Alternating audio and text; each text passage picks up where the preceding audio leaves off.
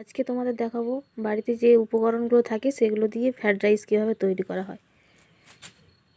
এই যে এখানে চাল ভিজিয়ে রেখেছি, আর যে মটর আছে, আর গাজর আর বিনস আছে। প্রথমে আমরা জলটাকে ফুটিয়ে নেব এইভাবে। দেখো বন্ধুরা, 70% মনে হচ্ছে হয়ে গেছে, 70% হয়ে গেছে। 90% হয়ে গেলেই আমরা নামিয়ে নেব ভাতটাকে।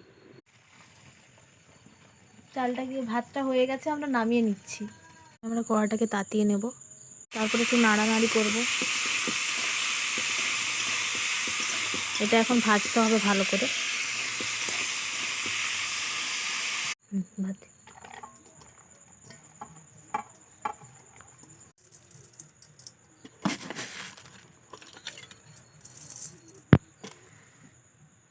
ঢাকা দিয়ে রাখবো।